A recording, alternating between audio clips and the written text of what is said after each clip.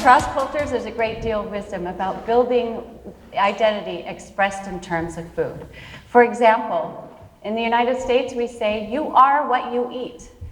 In Scotland, shortbread reveals the person. In the Sierra Madre of Mexico, it's tortillas. In the western states of the US, it's cornbread. For the last 20 years, I've spent a great deal of time in the kitchens of dear friends in villages in Indonesia. In those kitchens, I learned to make sambal, or spicy sauce. Making and eating sambal is an everyday practice. Sambal is eaten every day, 3 times per day, and with snacks, an everyday practice.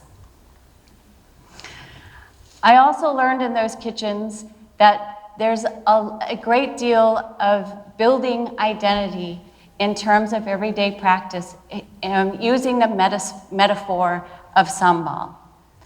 In those kitchens, I learned that everyday practice is a great way to understand other people and ourselves.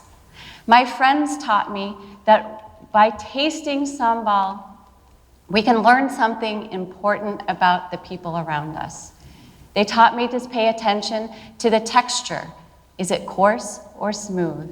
They taught me to pay attention to the taste. Is it sweet, salty, spicy, or bitter? They also taught me that there's a lot that we can know about ourselves in terms of our preferences for sambal and how we make sambal. They taught me to pay attention to what my preferences, to my sense of smell. They taught me to pay attention to and cherish my memories and my preferences.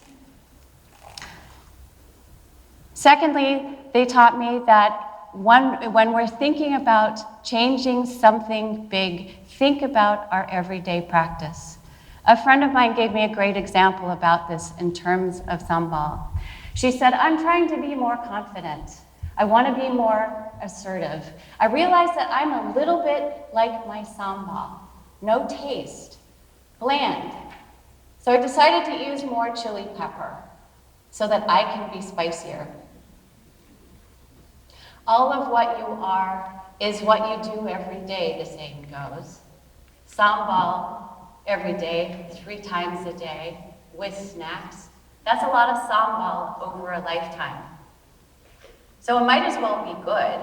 It might as well be something that you're proud of. It might as well be something that you want to be remembered for. So what's your daily practice? What do you want to change?